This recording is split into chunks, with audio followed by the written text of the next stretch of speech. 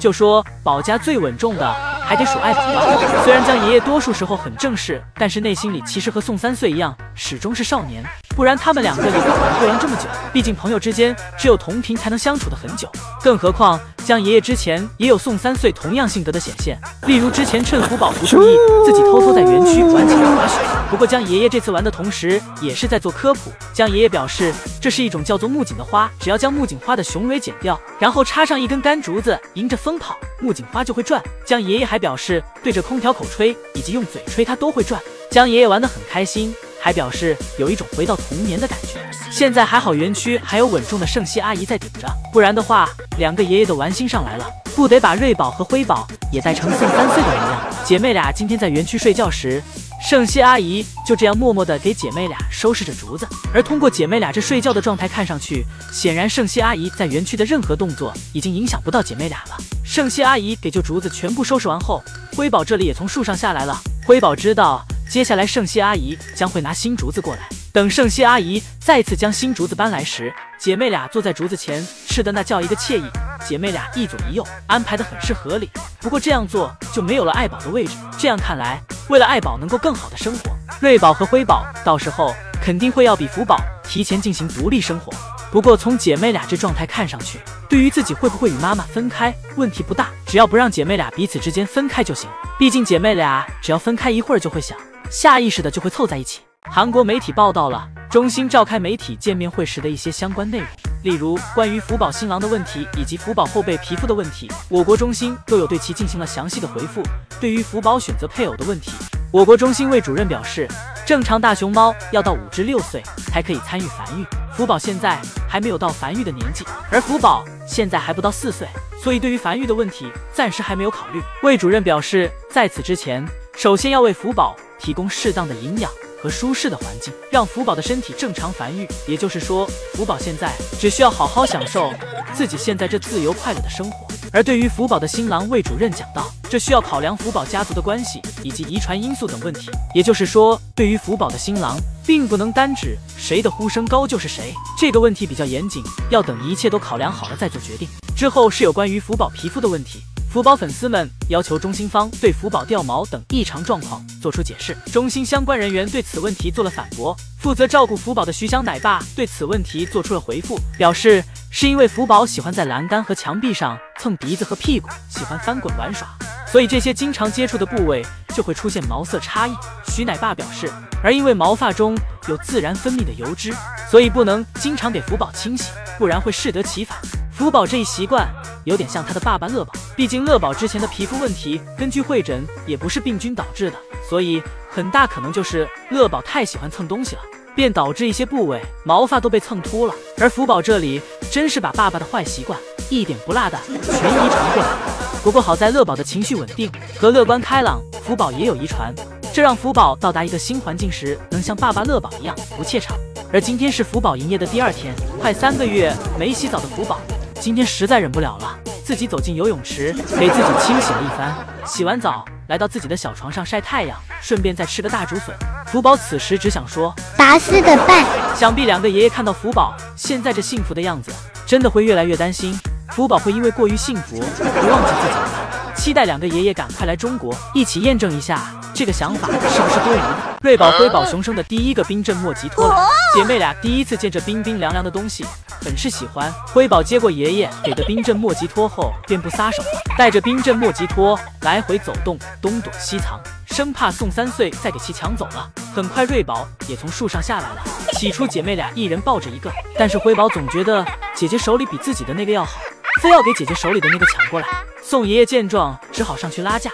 好在瑞宝这里不挑，不管哪一个都喜欢，于是便将自己的给了辉宝，自己接过了爷爷手里的那个。这时就看出了瑞宝当姐姐的样子，虽然只是大几10分钟，但瑞宝依旧是懂得如何照顾妹妹。姐妹俩抱着冰镇莫吉托玩的火热，宋爷爷为了拍全姐妹俩玩耍时这有趣的样子，直接站在了独木桥上进行拍摄。炎热的夏天，哪只熊猫能不想来杯冰冰凉凉的冰镇莫吉托呢？在姐妹俩抱着冰镇莫吉托啃咬时，宋爷爷又去搬来了竹子，为一会儿爱宝来园区做准备。宋爷爷还不忘给姐妹俩带一份小零食，因为姐妹俩现在比较小，还不能一直抱着大冰坨子玩耍，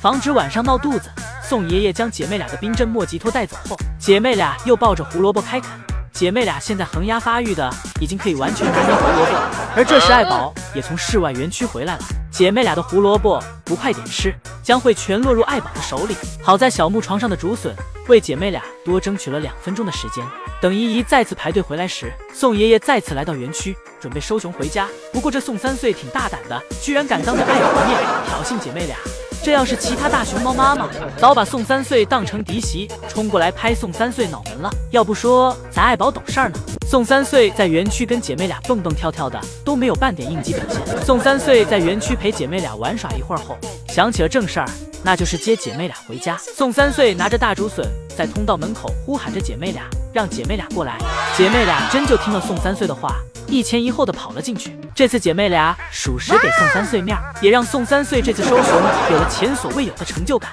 老板叫我马上开的。这周江爷爷看到爱宝没有自己高，开心的在爱宝面前开怀大笑。爱宝看到疯癫癫的江奶爸，直接愣在了原地，心想刚才是不是自己眼花了，怀疑刚才站在自己面前的不是江奶爸，而是宋3岁。爱宝在原地愣了好一会儿，才缓了过来。这2天，江爷爷的活力些许有些旺盛，在盛熙姨母的节目里也当起了主持，同时还可以看到这周江爷爷经常拿着手机自己拍摄宝家的生活日常，不知江爷爷是不是要复出了。而在今天，爱宝在园区带娃，江爷爷带着盛熙阿姨和其他饲养人在室外园区玩起了水。看样子应该是眼馋前几天宋爷爷在园区玩水，今天自己也想体验一下。甚至江爷爷看上去比宋爷爷玩得更开心。同时可以看到护栏里的关景竹几乎已全部枯萎，江爷爷应该是要打算重新栽种一批新的竹子。毕竟瑞宝和辉宝马上就要过1岁生日了，过完生日，姐妹俩面临的第一个改变就是将来室外园区玩耍。而室外园区的硬件设施当然是要在其来之前全部准备好，这样等姐妹俩来室外时才能享受一个全新的室外园区。而现在姨姨们也等不及想看到瑞宝和辉宝会在室外园区又会发生哪些有趣的事情了。最近宋3岁的生活很是充实，一边网上冲浪，时刻关注着自己大孙女的最新视频，一边不知疲惫地照顾在家的姐妹俩，还将福宝已经开始了回国后的新生活这一消息带去分享给了乐宝。乐宝听到这消息后，开心的手里的冰镇莫吉托都不要了，表示我乐宝的女儿肯定差不了。而瑞宝和辉宝这里此时正由盛熙阿姨负责照看。虽然瑞宝和辉宝现在还不能像姐姐一样去室外玩耍，但在室内园区每天都有姨母和爷爷们陪其玩耍，也不会令其感到无聊。而今天的瑞宝则独自享受姨母的宠爱以及姨母带来的小零食，因为此时辉宝正在树上睡觉，瑞宝一边吃小零食，盛熙阿姨一边给瑞宝记录这可爱的样子。瑞宝早就对姨母的手机感到好奇了，盛熙姨母可一定要给手机牢牢拿好。当年宋3岁就因为过于自信，将自己水果手机深入了乐宝的园区拍摄乐宝，乐宝一巴掌上去，自后宋3岁再也没用过除3星以外的其他手机。好在盛熙阿姨在瑞宝动手之前拿出了胡萝卜，今天的瑞宝很有镜头感，盛熙阿姨手机放在哪，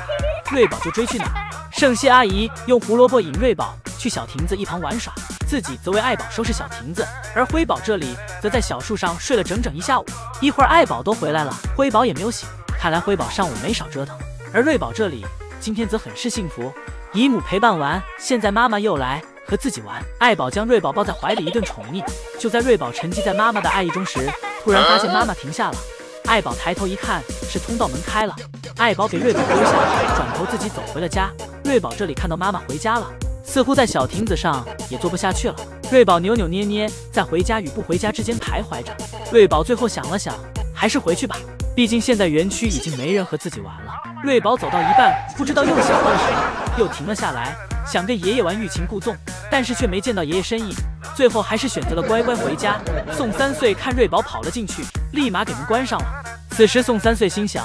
能回去一个也能省心一点。瑞宝回去后便只剩下辉宝了。宋3岁来到园区，站在树下对着辉宝拍了拍手，试图叫醒辉宝。此时辉宝半梦半醒的状态是最好拿捏的，因为辉宝此时大脑还没有完全开机，辉宝就迷迷糊糊的被爷爷带下了树。宋3岁给辉宝带下树后便离开了，想着让辉宝自己跑回家，但是辉宝的开机速度有点慢，从树上下来后又在树下跟着睡着了。宋3岁眼看这也不是办法，只好再次回到树旁，将辉宝抱到了门口。看宋3岁抱辉宝时，这咬牙切齿的样子，看得出辉宝现在真的很沉，感觉下一秒宋3岁就要抱不动了。宋3岁将辉宝放到门口后又离开了。此时辉宝还是没有完全开机，依旧迷迷糊糊的，心想自己这是在哪儿，自己该干点什么。最后爱宝都等得不耐烦了，走出通道门喊辉宝回家。辉宝听到妈妈的呼喊，这才反应过来，立马跟上妈妈的步伐跑了回去。